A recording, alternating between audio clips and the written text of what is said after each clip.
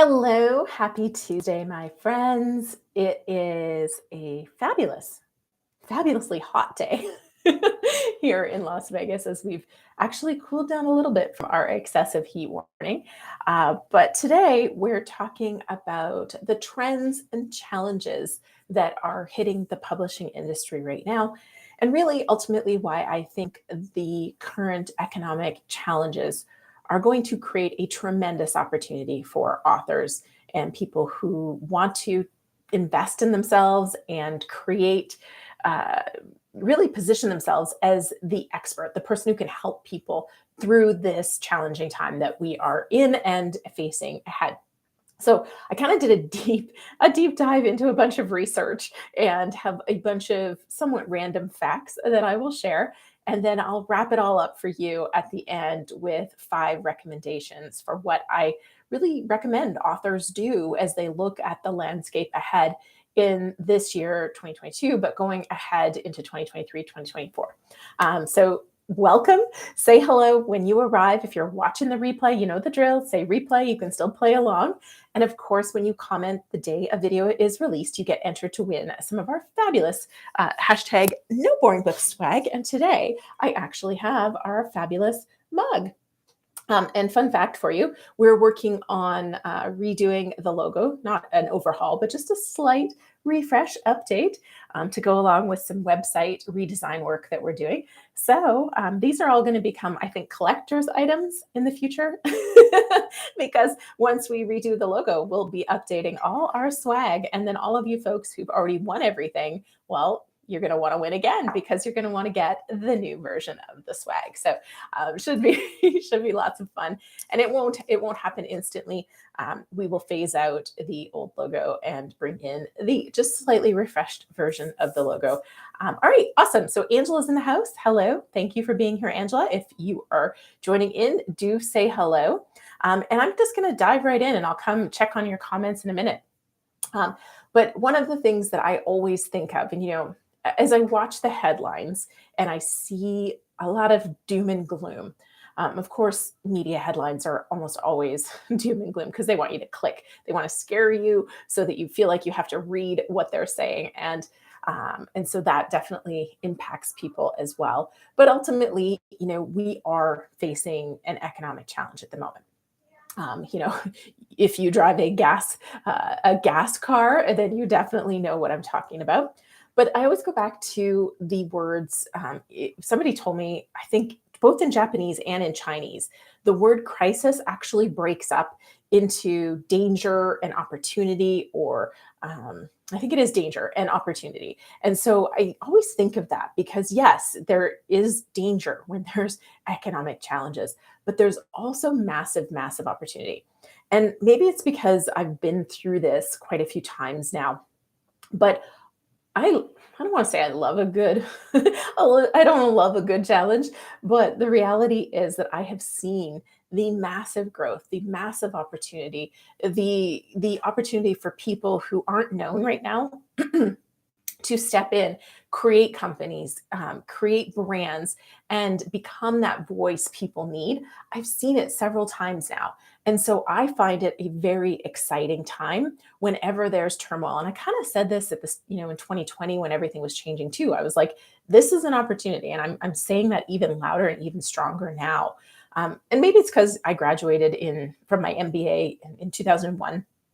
And all the job offers we expected to get that we were promised when we started our MBAs in 99, all the job offers and all the big paychecks that we were promised weren't there because of all of the crisis that was happening in 2001. And it was challenging, but ultimately I found myself taking a path I wouldn't have actually taken and probably ending up in a better situation, even though I found it frustrating to be graduating with an MBA and being offered a salary that was lower than the salary I had after only 18 months in a job with an undergrad degree. But it's just one of those things where usually the things that you end up doing as a result of a big challenge or crisis aren't necessarily the things you would have done if things were smooth sailing or booming. And that is often the gift in this whole situation. So it's exciting. And the other thing I got to warn you though is that the one thing that makes me the kind of person that is ready to embrace challenge is also because I'm a massive action taker. I'm not the kind of person to make a decision and then question it. I make a decision and then I go do it. And in fact, I do this so much that we have built an entire process and system in our company to protect my people, to protect my team from the fact that I can make a decision and then wreak havoc with people's lives as a result. But in challenging times, this is a gift. So being able to make a decision and take action and face anything that kind of looks scary and just go for it is ultimately a big gift. So that's one thing I'll say is that I know that's not every personality type. And so while I'm here telling you to embrace the challenges ahead because it creates an opportunity, I know that's not everyone's comfort zone. But every time I have done it, I can promise you I have been rewarded. It was challenging, it was stressful, it was hard at the time. But years later, I can tell you every single time that something major has challenged me, or the economic environment or whatever it is, the world around us has presented an incredible challenge. It's always ended up being the greatest gift. So you may not be the kind of person who can look adversity in the eye and charge straight at it, but if you can find the courage to do so, whether you publish a book or not, uh, I promise the moves that you make today, if you do that, will be something that you are grateful that you did 24, 36, 48 months from now. Now, we're going to talk about books. So obviously, I think that is a great move.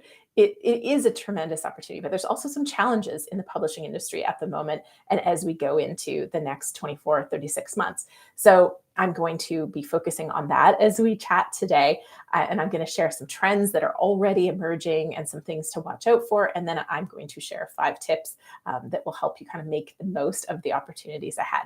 So Rachel's in the house. Hello, Rachel. Great to have you here. Jeremy Butler, great to have you here too.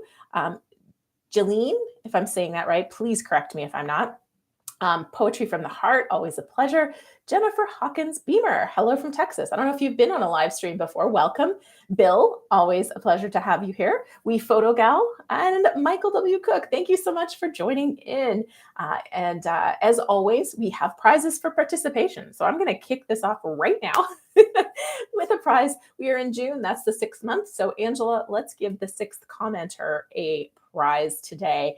And as I said, this is going to be like the vintage stuff. So mug, journal, or a copy of Self-Publish and Succeed are your choices today. So whoever number 6 was, 1, 2, 3, 4, 5, 6. I'm not counting. So that would be Jennifer, I believe, but Angela will confirm for me. So that would be awesome because Jennifer, I think, is one of our newcomers. So, but I'll leave that to Angela because counting while talking and broadcasting live is not my strength. So I'll leave that to Angela. Oh, she confirmed. Yay, I did it. Yay me. All right, welcome, Jennifer, and congratulations, you get a prize. So you'll need to email Angela at team@booklaunchers.com with your mailing address as well as your choice. If you are outside of North America, then we will be sending you a copy of Self-Publish and Succeed. The duties, the challenges, the everything with sending swag has just been too big. But congratulations and welcome. Okay. So heading back, let's talk about a few trends. So an interesting trend that Jacqueline Kyle, who is our production manager here, she flagged this for me after we did our monthly marketing reports last month. And she kind of did a deep dive because she's been flagging this for me for a while, but she's been seeing more and more of our clients that have audiobooks selling the most or selling almost half of their books in audio version, which is a trend we have never seen before. Typically in the past, we have seen audiobooks selling, if somebody has a soft cover, an ebook, and an audiobook, the audiobook in most markets would sell like 25%. The ebook would sell maybe 20, 25%, and then print would be the rest. So the majority would be print. We're actually seeing for certain clients, audio is the majority, the format that's selling the majority of copies. And so she was seeing this trend again as we were doing our monthly marketing reports for all of our clients that are in marketing. And she dove into the categories and dove into some research. And one of the things she noted for me was that if you look at the business category on Amazon, of the top 100, 51 of those 100 best-selling books were audio versions.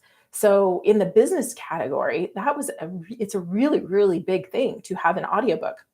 Um, and she did also note for me, keep in mind, this is her exact words, I'm just reading it straight from her note to me. Keep in mind technical topics like accounting and taxation lean away from audiobooks, which also means the importance for other subtopics are leaning that much harder for that to be hitting so hard in the business category. So if you're writing a book that's detailed on taxation, detailed on accounting stuff, you're not going to see as many people buying audiobooks, which makes sense. I know for me, when I'm reading any kind of business book that has numbers in it, I need to see it more than I want to hear it because I need to process it. I need to sometimes take notes. I need to highlight. I have to get tactically involved in that book.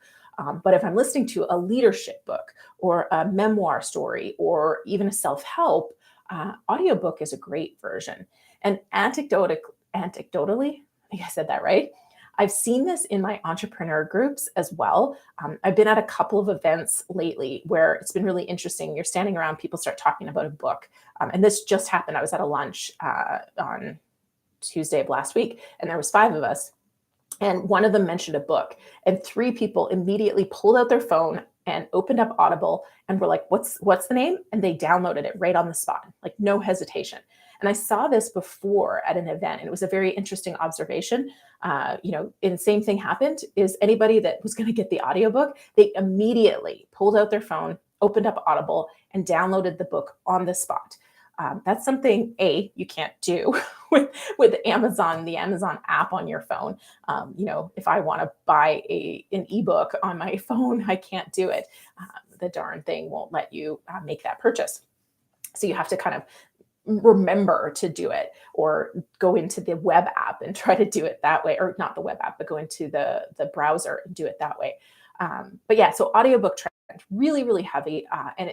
We've seen this for a while, but if you've got a podcast or you do speaking, you have an audience that is very business, entrepreneur, professional focused. So they're commuting, they're busy, they're always doing something else. Then you can almost expect the demand to be heavy in your audio version of your book. The next trend that I want to highlight is that print costs continue to be a real challenge. And print costs are going up continuously. And yet the cost of a book is not going up. We're still seeing a print book. Again, this is average. Okay, so we're talking generically, categorically. Things do get different. There's nuances in categories. But generally speaking, nonfiction books, print books are selling for an average of $15 a book for print. And yet costs are going up. So this is going to end up squeezing author royalties in the end. I mean, realistically, the print on demand companies, they're not going to eat it so that you make money. They're going to pass that loss or that decreased profit onto you. And we're already seeing that. And this is something I've talked about a little bit before. And sorry to anybody who's new, because some of these things I've talked about before with regards to self-publish and succeed. So Angela can drop the link down in the chat, but selfpublishandsucceed.com is where I sell Self-Publish and Succeed direct. And so you can buy it there. You get some bonuses for purchasing it direct. In exchange for that, I get your contact information. You join my newsletter list and all of that. So I run Google ads and YouTube ads to that page directly. We have a video sales letter, performs really well, but Lulu Direct, which is who has been doing the fulfillment for us so that Angela doesn't have to go to the post office every time somebody buys a book, they have raised their price by 30%. And that increase in price, combined with Shopify fees and PayPal fees, means that my book, which I'm currently selling for $18 on that page, is barely breaking even, and that doesn't account for any ad costs. So it's become completely cost prohibitive to sell it direct. And now we are looking at other providers, other print-on-demand companies, and other ways to fulfill that book that way, because that's just gotten absolutely ridiculous. But that is a challenge going ahead, is print costs are going up, and services that used to work really well for things like that are not viable anymore. So we're looking for alternatives. We have had some calls, and the cool part is we're getting out to a lot of conferences and events, and we're making a lot of building a lot of relationships with other companies that are trying to fill these gaps and solve these problems.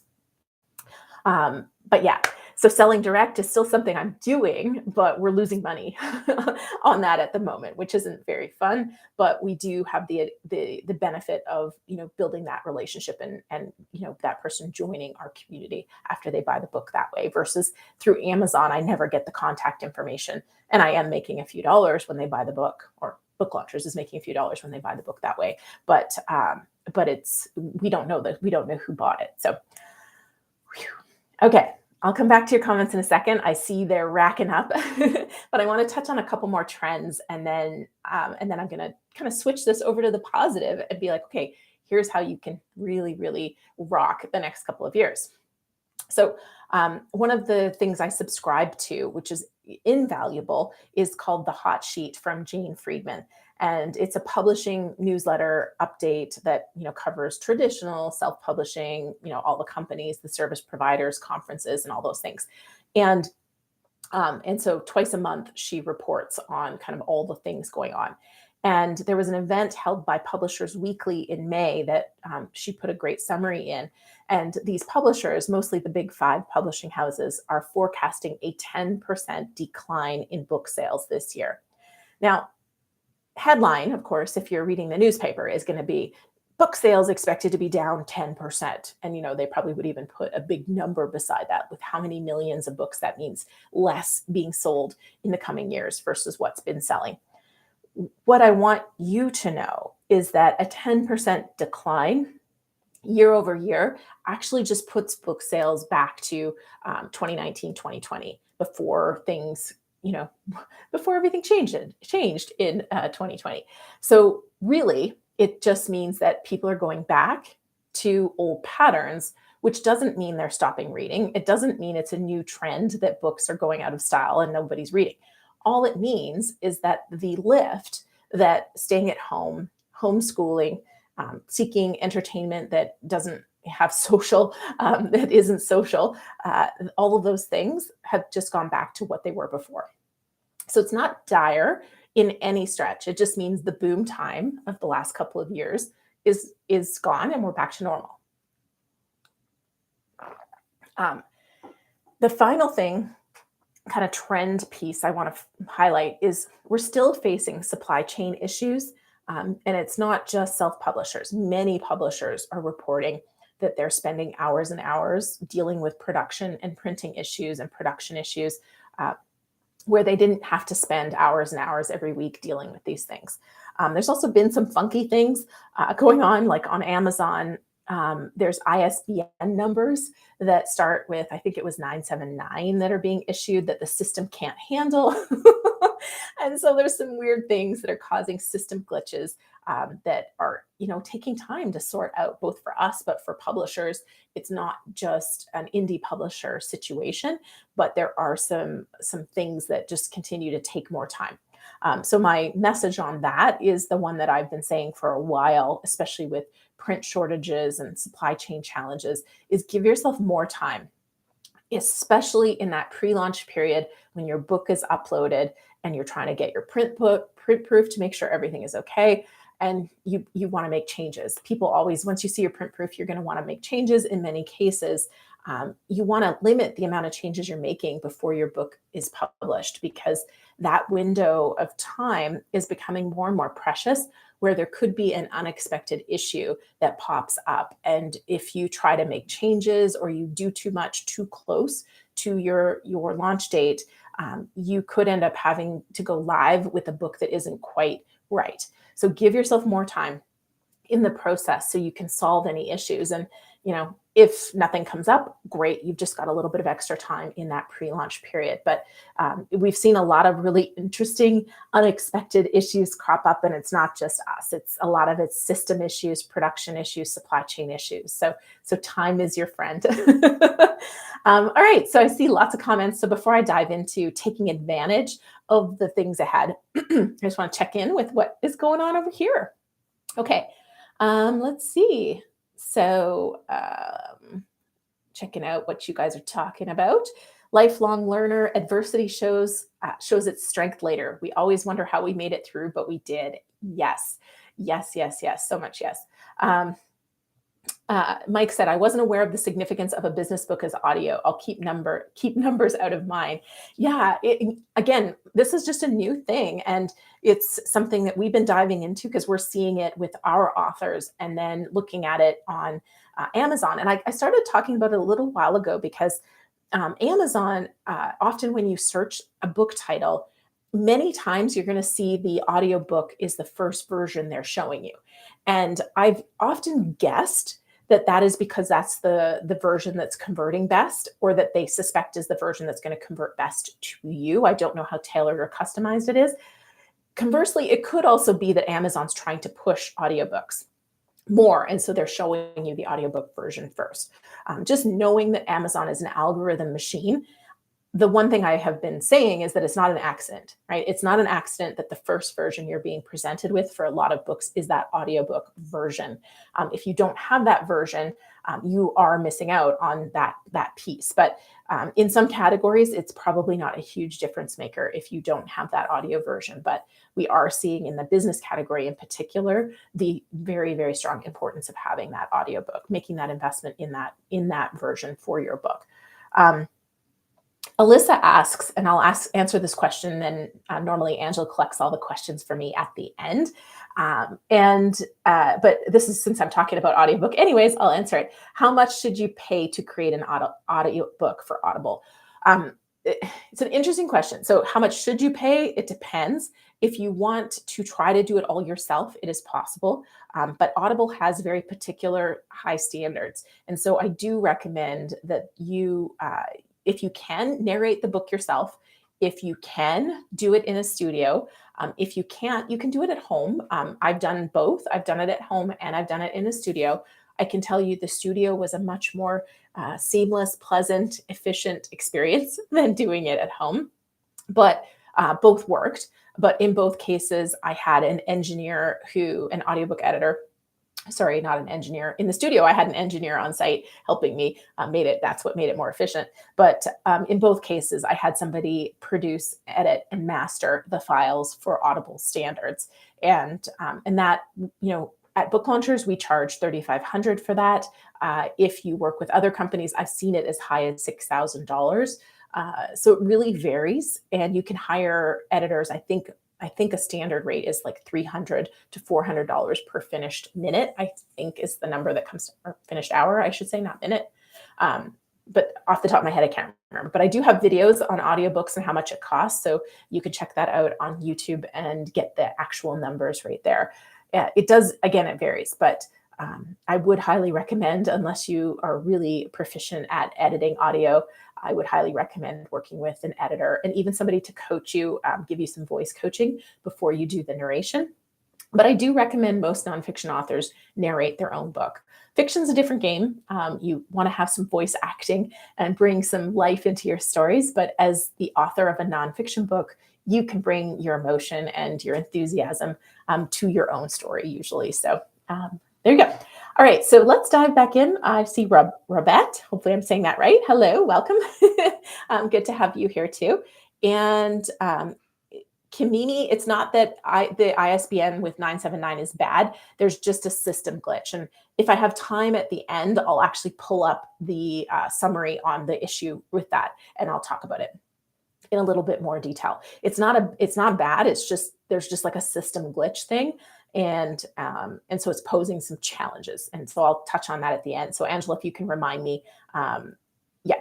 And okay, I'm going to go back to my things. I do have to end at exactly 1:45 today. So usually I can go straight to the top of the hour, but I have a meeting that is in person today. So I have to be ready for that. But thankfully it's here at my office, so I don't have to drive anywhere. But I'm hosting, so I do have to close out a little early.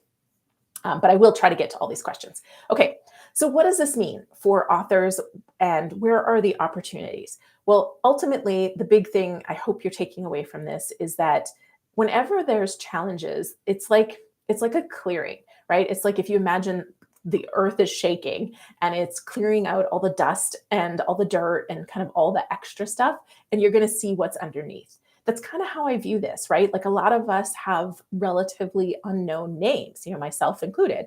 And what happens in an economic crisis or in a challenging time is the earth is shaking. It's shaking off the dust that kind of kept us hidden before, and it's giving us the opportunity to really burst through whatever's left and stand out.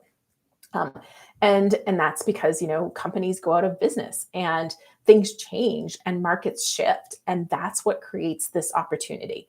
And that's why I say, like, you have to be able to take action and face adversity and be willing to stand out and have a voice. You have to be willing to say stuff that other people aren't saying, that maybe they're keeping quiet or they're afraid or whatever it is. But you do have to be willing to stand out, step up, and take action. But if you do, things are loose and people are looking for those emerging voices and those other things and other solutions to new problems, but also just a different way to tackle something that's coming up for them. So look at your industry. Number one is look at your industry. Where do you have expertise and how do you help people in a tough time? And I am not an expert in all the industries and all the trends that are happening all around. So you just have to look at your own industry and what problems do you see coming up and how can you help people solve them? I mean, right now, inflation is a massive challenge. This is a headline I'm seeing everywhere. Gas prices are just going crazy and grocery prices. The stock market volatility is bonkers. Interest rates are climbing. The forecast for where interest rates are going is pretty big. And so looking at those things, like, do you have a way to help people take advantage of this or mitigate their costs or solve a problem that people are facing? And again, this is where you got to know your reader, your market, your audience, your client, but what are they facing and what's the opportunity or how can you help them through this? Medical costs, those keep going up. We have a great book, actually, Angela, if you can drop a link to Virgie's book, Crush Medical Debt. And there's a couple books that we have that aren't out yet I can't talk about, but there's some really cool stuff that I'm like, oh my goodness, people are going to need this in such a big way. They already do. If you are in the States, you know what a challenge medical debt is. And this book is incredible. Anybody, and I think, everybody on my team is like, oh, I got some great tips for how to handle medical bills and save money on them, let alone, if you're under massive debt, if something major happens. So definitely check that book out. But also the other thing to remember is that, and we've seen this already, like Tesla, Disney, I can't even remember all the companies, but major companies are getting out ahead of the challenges ahead and they're doing layoffs. And so whenever there's layoffs, there's always a lot of people who decide not to try to find a new job and they just create something. They start their own small business. They create a freelancing job. And so if you help those kind of people create businesses, become a freelancer, make, the gig economy really came out of the 2008 crisis, right? So what can you do? What's the trend that's going to emerge now? And what can you do to help people through this? Mental health is always a challenge in these times. Debt, those are just some of the things, right? And then you look at some of the other trends that are already happening. Crypto, electric vehicles, solar power, anything that doesn't need gas. Anyway, so look in your industry. You're the expert at your industry. Look at your audience, look at your reader, and really try to figure out how you can help them and get specific.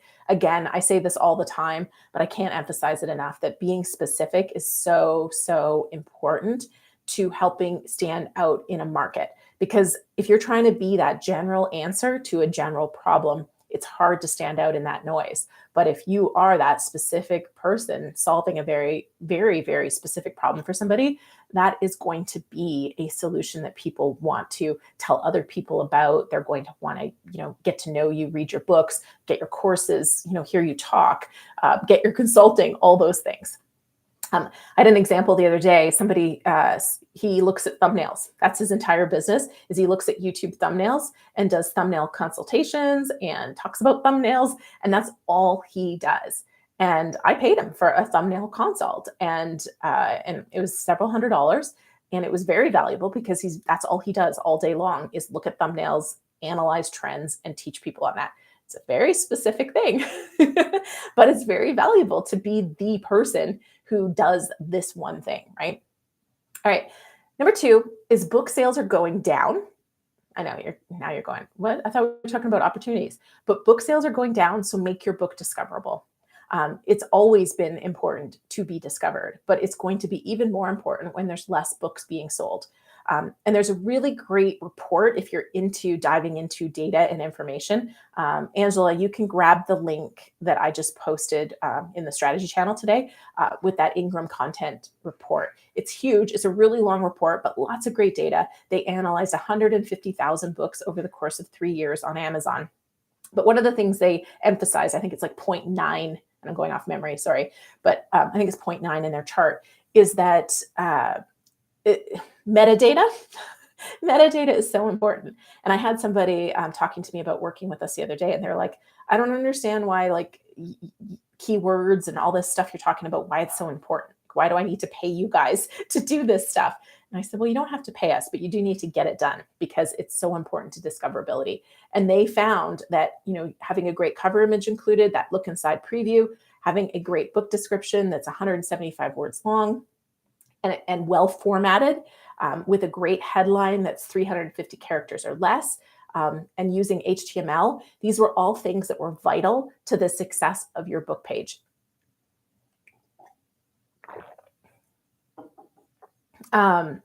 And so that was one of the things, is making sure your metadata is on point, making sure that sales page is as refined and polished as it possibly could be. All right, let's take a break and do some prizes for people who commented on the videos in the last, actually 4 weeks, because I didn't do it 2 weeks ago.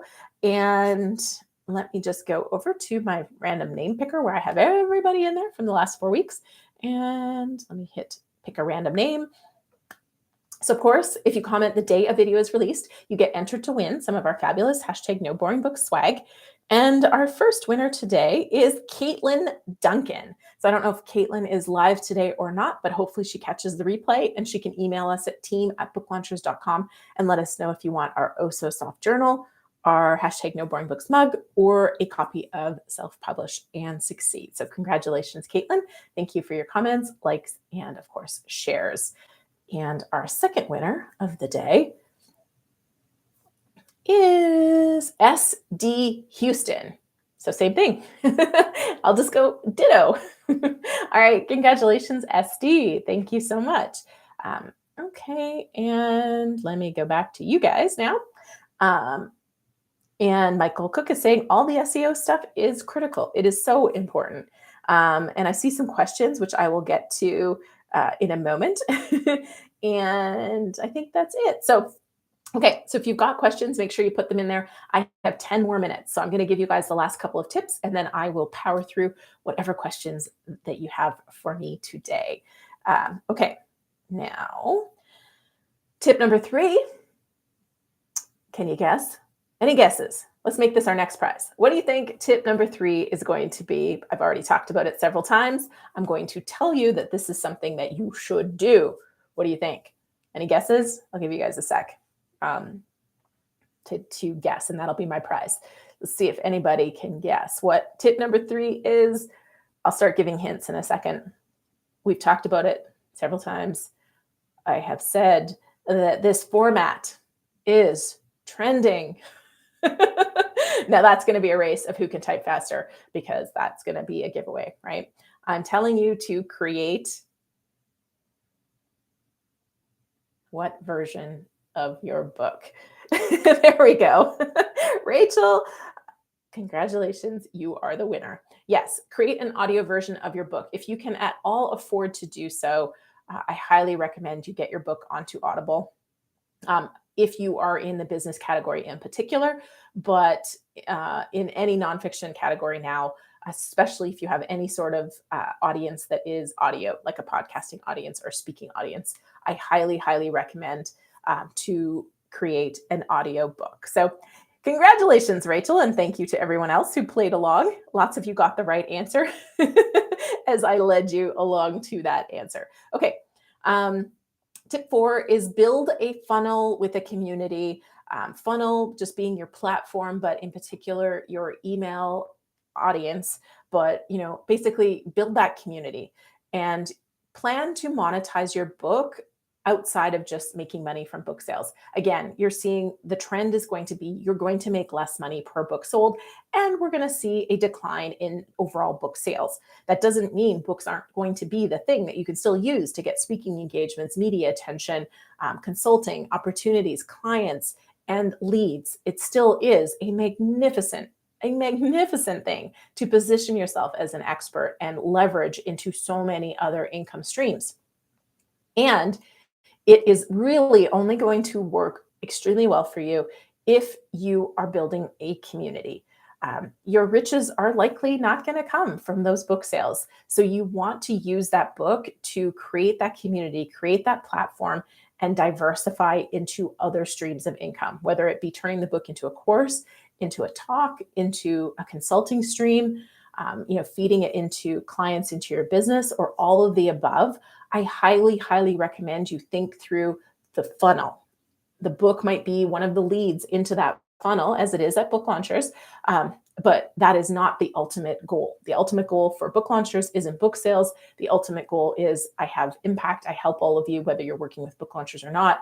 And the right people who book launchers can help and is a perfect fit to help step forward after reading the book, after joining us on these live streams, after joining us on our deep dive, which, by the way, is on Saturday.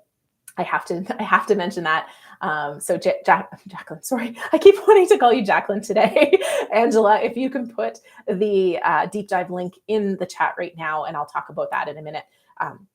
But all of those things, the right people will step forward and work with us is, the ultimate goal. But I want to help people along the way too, and build a phenomenal community with great folks like you that join us when we have content to share. Number 5, ultimately, this is my pep talk to you, but the missing piece is always action. That's my own saying. I've been saying that since 2008, when I quit my job and went full-time into real estate investing and starting a real estate training and education company. I have epically great timing for when to go all in on things. Actually, 2009, 2010 were really phenomenal years to buy property. The prices were low and it was challenging to get capital, but once we figured out the capital sources, it was a really, really great time for us to have bought so much property. But it was a challenge. And that's kind of why I say, the missing piece is always action. It was tough to be going all in on real estate when the market was crashing and everybody was exiting, and there was challenges all around us. But it was also the greatest gift and the greatest thing we could have done in many ways. So for you in the publishing market right now, expect to sell fewer books and for it to be harder to sell them, and plan accordingly. Whether that means you're going to work harder, you're going to dig deeper to make your message as sticky as possible, you're going to reach out to more people to find your ideal audience, or you're going to work that much harder to create the funnel around your book. Basically, my recommendation is just not to think you're going to put your book on Amazon and have it sell. That's never been, well, maybe not never, but that has not been the case in a long, long time. You have to work to sell it, and you can expect that it's going to take a little bit more in the coming years, and it's going to take a little bit more to make a profit and make this a positive ROI for you. But what I do know is that I haven't met an author who has done their book well that regrets it in any way. And I know that's going to be the case. And I also know that if you think this through and you think through the opportunities and the trends ahead, that stepping up, whether you write a book or you do something else to have an impact and to help people in the next 24, 36 months, that is something that is going to have tremendous, tremendous return financially, emotionally, fulfillment-wise, impact-wise for you in the coming years ahead. So I'm not saying throw caution to the wind, but I am saying there's an opportunity in this shakeup in the times ahead, and you can emerge stronger and more impactful and helping others through this time and into the next boom, which is coming, right? It's a cycle. It's been a cycle forever. We're going to see, harder times followed by great times, and, taking action now positions you for those great times. So those are my tips. I have 5 minutes for questions. Plus, I want to tell you about the deep dive that is happening on Saturday, because I'm really excited about the deep dive. We have 4 of our authors, I believe, joining us, and they will be giving you the raw, the real, the things that have gone well, the challenges, everything. I don't script it. I let them share whatever they want to share with you, and it is always, always a viewer favorite. And we have some really, really cool topics that these authors are really going to be able to share a lot on. We have one author who sells a ton of books in bulk. And she's also done traditional and self-published, so she can talk to both. We have somebody who is an expert on giving presentations, so he'll talk about that specific to his book, but also probably give you some presentation tips. We have another author who's gone through the book proposal process, as well as she's sold a lot of books. And then we have another author couple who can talk about narration, audiobook narration, selling audiobooks, selling books in general. So it's going to be a fantastic deep dive session on Saturday at 10 a.m. It's 2 hours long. So please, please join us. We probably, I'm not promising, if the authors give the approval afterwards, we will post the replay in the summer. But we don't always post deep dive replays. But if the authors agree to it, I will post that replay probably in July. All right, questions, Angela. We got, I'll do the reminder on the ISBN. Let me pull that up right now. And then again, I'm sorry to have to rush away from all you fabulous folks today, but I have people that are in the waiting room waiting for me. Okay, so the ISBN thing, let me pull that up right here. Okay, so I found the article. I'm just trying to find the point that summarizes it for me to make it easy. Okay, let's see. 9979. Okay. In the mid-2000s, the publishing industry transitioned from a 10-digit ISBN number to a 13-digit ISBN number, with all 13-digit ISBNs using the prefix of 978. As part of that transition, it remained possible to convert a 13-digit ISBN to a 10-digit and vice versa. However, if you buy ISBNs today, they likely start with 979, and because all of the 978s have been exhausted. But the 979 prefix does not have an equivalent 10-digit ISBN, which means only a 13-digit ISBN can be used to identify a 979 ISBN book. Why does this matter? Well, Amazon still uses the 10-digit ISBN to order books from Ingram. So anybody that is selling books via Ingram has a problem. And that's why I'm saying it's not a bad thing. They will sort this out. This is not a problem that's going away, but we've seen this having some glitches, and it's kind of like, I don't know how to, it's causing hiccups. That's probably the best way to explain that. So that's that situation on the ISBN. So there's no action you can take at this point because that's what they're selling. That's what you're getting. They will sort it out. But again, this is where giving yourself time, I think, is really important because the hiccups take a little bit to sort out, but they are getting sorted. Okay. Angela, okay. Question 1. I'm working on someone else's book launch. Do you have suggestions from today? That's really general, but I do have a couple of YouTube videos. One is on book launch strategies. There's 4 book launch strategies, so you can look at those. And Angela is going to frantically try to find these links, but you can search it for book launch strategies. There's also videos on planning your book launch and pre-sales. So those are things I would look at for videos, and you can go through the details on there. Let's see. The price of paper is up with my book, which relies on colorful photos. The paper had to be better quality, which is way more money. Yeah, we photo gal. I feel for anybody trying to print in color these days. It's getting so cost prohibitive. Amazon, have you used Amazon's ACX? Yes, ACX is what we use to upload to Audible for almost everybody. We do also use Findaway Voices, but if you are wanting to make more money on every book sold and your audience is primarily in North America, it makes the most sense to be with ACX. We haven't used any of their narrators. We have somebody who will source a narrator for clients if necessary, but I do like Findaway Voices has some really good rev shares with narrators, and I think Authors Republic has also gone down that road. But ACX does have they do let you out of your exclusive agreements in some cases, or you can have a buyout option if you have their narrator, but I don't have experience working with ACX as narrators. Robette, Do you think that audiobooks will replace the hard and softback books, or is that just another option? I don't think that they will be replaced. There is still going to be a market for that physical book. Certain books I still buy in print because I want to have them. I like to feel them. And this is something I hear over and over, that tactical feeling of a book. Maybe someday we will only have digital books, but I think we're a long ways away from that. We still see print books consistently outselling ebooks. And so they're still stronger than ebooks. We're just seeing in some categories, audiobooks are becoming strong. And some people still buy that print or that ebook and that audiobook together because they like that whisper sync. They like to drive and listen to the book and get home and switch over to that ebook. And then question 4, do you think that having an audiobook sales will increase for a new writer? I'm assuming that you can connect with your reader on a deeper level. Audio, I mean, I've talked about this many times. Audio is that voice in the head that creates trust. If you can be, and that's why I'm a big fan of nonfiction books being narrated by the author, because your voice in somebody's head creates an intimacy, a deep level of trust and connection that you won't get in other ways. And so I think it's very powerful. And it's a new way to be discovered. Like I said, audio is being shown first by Amazon. They're pushing it. This is what people are looking for in many cases. There still are, there's still not a very big backlist on audiobooks compared to ebooks and print books. So it is still easier to be discovered as an audiobook.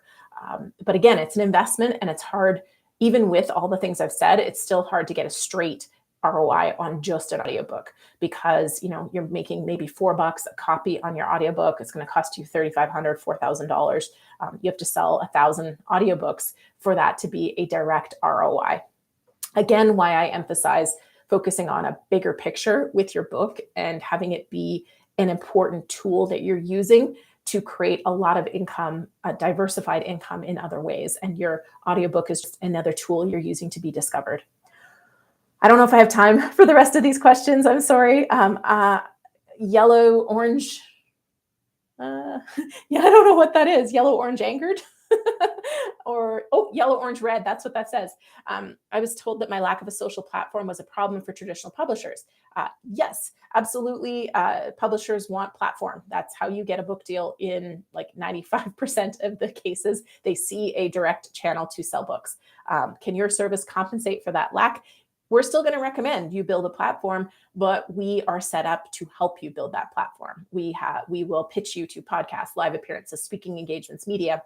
We have a team that will guide you through building your newsletter, building that funnel. But it takes time. There's no magic button. Like working with us doesn't go boom, all of a sudden we're going to help you sell thousands and thousands of books. It is still going to be a process. It's still going to be a journey. There's still effort involved, but it's nice to have a team surrounding you, lifting you up, carrying you, giving you guidance, and giving you support. And I have to end there. I'm sorry, my friends. It has been a blast. Thank you so much for your engagement today. Angela, after this is posted, if you can put that last question, or Michael, if you want to come back and post the comment, and if anybody else is here, then that would be great. You can comment after the fact, and I will respond after the live is over, and I'll come back tomorrow and take care of you all. Okay, so any comments I missed, let me know, and I will answer tomorrow. I hope to see you on Saturday, 10 a.m. deep dive. You register booklaunchers.com/deep dive. And we'll see you back here again in 2 weeks for our final live stream before our July summer break. All right, take care, everybody. Thank you.